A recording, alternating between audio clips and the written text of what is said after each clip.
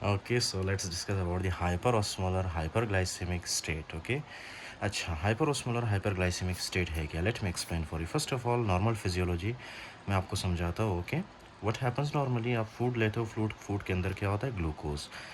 In many lectures I have explained these. Okay, but still I have to explain it because maybe there are some new viewers. Okay, अच्छा glucose लेते हो आप, glucose के अंदर क्या होता है? या फूड लेते हो, फूड के अंदर जाहिर सी बात है ग्लूकोज होता है. वो ग्लूकोज आपके ओरल कैविटी में आता है, वहाँ से एसोफेगस, फिर एसोफेगस से वो आपके स्टमक में चला जाता है. Right, this is our glucose.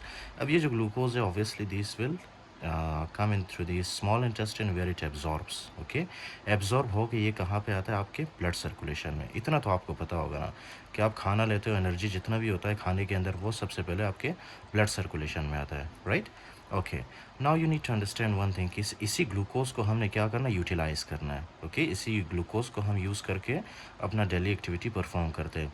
For example washing the dishes, washing the clothes, चलना, दौड़ना, एक्सरसाइज करना, सारा हम कैसे करते हैं?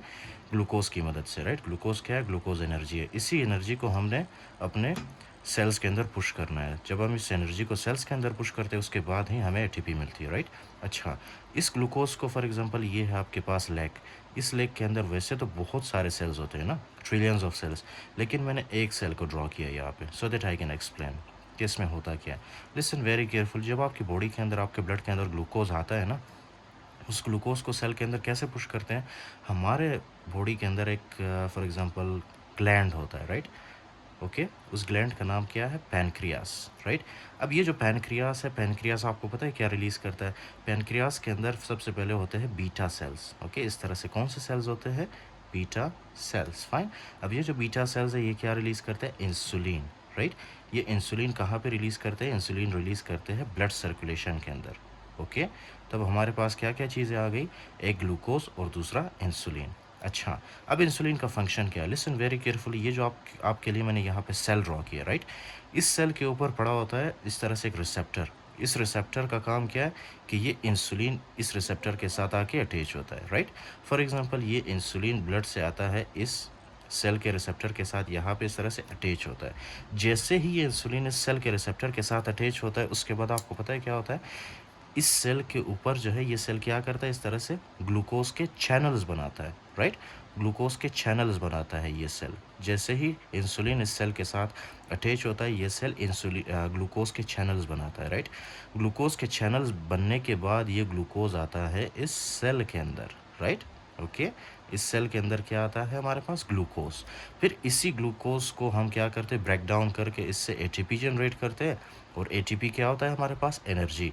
उसी एनर्जी को यूज़ करके हम अपना एक्सरसाइज करते हैं. हम फॉर एग्जांपल अपना वॉकिंग, रनिंग, जो भी हमने एक्टिविटी परफॉर्म करना होता है, राइट, वो हम इस ग्लूकोज के ज़रिए करते हैं. अच्छा, now we were discussing about the hyperosmolar hyperglycaemic state. Right, इसमें होता क्या है? Listen very carefully. First of all you need to understand कि इस कंडीशन में जो है ना, हमारे पास जो सेल्स हैं they will become resistant to insulin. Right, वो इंसुलिन को रिस्पॉन्ड नहीं करता, या इंसुलिन को जैसे ही इंसुलिन इसके पास आता है ना, इंसुलिन इस सेल के ऊपर अपना एक्शन परफॉर्म नहीं कर पाता. राइट, ओके, जिसकी वजह से क्या होगा? जब इंसुलिन इस सेल को स्टिमुलेट नहीं कर पाएगा तो जाहिर सी बात है ये ग्लूकोज चैनल नहीं बनेगा. राइट, जब ग्लूकोज चैनल नहीं बनता तो ग्लूकोज की कॉन्सेंट्रेशन ब्लड के अंदर क्या होती है?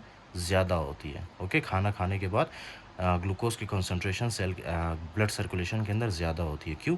क्योंकि ग्लूकोज सेल के अंदर पुश नहीं हो रहा. क्यों पुश नहीं हो रहा? क्योंकि सेल इंसुलिन को रिस्पॉन्ड नहीं कर रहे, या तो इंसुलिन सेल को स्टिमुलेट नहीं कर पा रहे. राइट, जिसकी वजह से इंसुलिन की कॉन्सेंट्रेशन भी क्या होगी? ज़्यादा होगी, और ग्लूकोज की कॉन्सेंट्रेशन भी ज़्यादा होगी. जब ग्लूकोज की कॉन्सेंट्रेशन ज़्यादा होती है बॉडी के अंदर उसको हम क्या कहते हैं? हाइपरग्लाइसीमिया. ओके, हाइपरग्लाइसीमिया होता है इसमें. अच्छा, इसमें जो मोस्टली सेल्स होते हैं ना, ओके, मोस्टली जो सेल्स होते हैं, मोस्टली सेल्स क्या है? मोस्टली जो सेल्स होते हैं वो रेजिस्टेंट होते हैं. फाइन, रेजिस्टेंट का क्या मतलब है? कि मोस्टली जो आपके बॉडी के अंदर जो सेल्स हैं वो इंसुलिन को एक्सेप्ट नहीं कर पाते. लेकिन in the same way, in the same situation कुछ ऐसे भी सेल्स होते हैं, बहुत ही कम, कुछ ऐसे सेल्स होते हैं जो कि इंटैक्ट होते हैं, वो सेफ होते हैं. राइट, उनके साथ इंसुलिन आके बाइंड करता है. ओके, उनके साथ इंसुलिन आके बाइंड करता है और सेल क्या बनाते हैं अपने ऊपर? इस तरह से ग्लूकोज के चैनल्स बनाते हैं, ओके। फिर ये ग्लूकोज यहाँ से सेल के अंदर आता है, ओके, एंड इसी ग्लूकोज को हम यूज़ करके एनर्जी प्रोड्यूस करते हैं, फाइन। तो मेजॉरिटी ऑफ द सेल्स क्या होते हैं इसमें, रेजिस्टेंट होते हैं, यानी कि वो इंसुलिन को रिस्पॉन्ड नहीं करते। और बहुत ही हमारे पास लेस ऐसे सेल्स होते हैं हमारे बॉडी के अंदर, ओके, जो कि इंसुलिन को रिस्पॉन्ड कर रहे होते हैं, फाइन, राइट। अच्छा, अब बहुत ही कम ग्लूकोज सेल के अंदर जाएगा, जिसकी वजह से ज़्यादा ग्लूकोज ब्लड के अंदर रहेगा, राइट। तो ब्लड के अंदर जब ज़्यादा ग्लूकोज होती है उसको हम क्या कहते हैं, hyperglycaemia. Now you have to remember this concept. अच्छा, मैं आपको एक बात बताता हूँ कि ये जो हाइपर ओस्मोलर हाइपरग्लाइसेमिक स्टेट होता है ना, ये मोस्टली डायबिटीज़ मेलाइटस टाइप 2 के पेशेंट में होता है, राइट। स्पेशली कौन से which people are affected, the older patients, right, older people, let me write older patients, okay। older patients का आपको पता है ना, वो ज़्यादातर पानी नहीं पीते, right, so they are not drinking much water, okay, they don't drink much water, fine।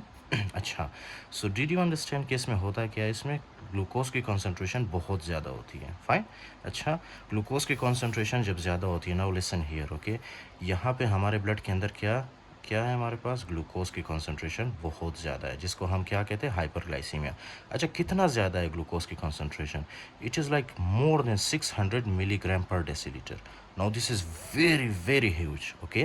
Glucose जब 600 मिलीग्राम पर डेसीलीटर से ज़्यादा हो तो that is very severe hyperglycaemia, okay, right. अच्छा, नॉर्मल जो ग्लूकोज होता है वो कितना होता है, 60 to 100 मिलीग्राम पर डेसीलीटर।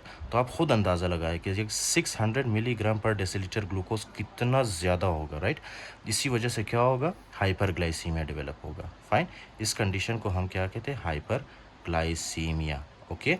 अब हाइपरग्लाइसीमिया होने की वजह से ये ग्लूकोज जब ज़्यादा होता है, आपको पता है ये क्या करता है, ये ब्लड को हाइपर ऑस्मोलर बनाता है, ओके, हाइपर ऑस्मोलर बनाता है, या हाइपर ऑस्मोलरिटी ग्लूकोज की वजह से इंक्रीज होता है। हाइपर ऑस्मोलरिटी का कॉन्सेप्ट क्या है, let me explain for you. For example, ये है आपके पास a glass of water, right. ये मैंने यहाँ पे लिया है a glass of water, right. इस ग्लास ऑफ वाटर में मैंने एग्जैक्टली क्या डाला है, सबसे पहले मैंने इसमें वाटर डाला है H2O, उसके बाद जो है मैंने इसमें 2 स्पून ऑफ शुगर या 3 स्पून 4 स्पून ऑफ मैंने क्या डाला है इसमें, शुगर, ओके। ये शुगर आ गया आपके पास, राइट। अच्छा, आपको पता है शुगर थोड़ा सा हैवी होता है ना, जब आप शुगर डालते हो कप के अंदर तो क्या होता है, शुगर इस तरह से कप के बॉटम में या मतलब नीचे आके बैठ जाता है, फाइन। अच्छा, अब इस शुगर को आपको पता है हम क्या कहते हैं, इस शुगर को हम कहते हैं सोल्यूट, राइट, सोल्यूट, फाइन। अगर इस शुगर की कॉन्सेंट्रेशन या इस सोल्यूट की कॉन्सेंट्रेशन बहुत ज़्यादा हो तो वो पानी को क्या करता है, पानी को वो बनाता है हाइपरोस्मोलर, ओके। पानी को वो बनाता है हाइपरोस्मोलर। अगर शुगर की कॉन्सेंट्रेशन वाटर के अंदर कम हो तो वो पानी को क्या बनाता है, हाइपोओस्मोलर, ओके, हाइपोओस्मोलर। यही कॉन्सेप्ट हमारे ब्लड के अंदर अप्लाई होता है, राइट। अच्छा, अगर ग्लूकोज की कॉन्सेंट्रेशन बहुत ज़्यादा हो तो वो क्या करेगा, ब्लड को हाइपरोस्मोलर बनाएगा, राइट, ओके, हाइपरोस्मोलर। अच्छा, now the next thing that you have to see, अब इसी ग्लूकोज को हमने अपने बॉडी से बाहर भी तो निकालना है ना, क्योंकि ये हमारे बॉडी को डैमेज कर सकता है, इसीलिए हम क्या करते हैं, ग्लूकोज को क्या करता है हमारा बॉडी, किडनी के अंदर भेजता है। किडनी के अंदर आपको पता है क्या होता है, नेफ्रॉन, राइट। नेफ्रॉन से फिल्टर होके ये ब्लड से फिल्टर होके ये ग्लूकोज हमारे नेफ्रॉन में आता है, ओके। अब नेफ्रॉन के अंदर क्या होता है, this is another story, listen very carefully.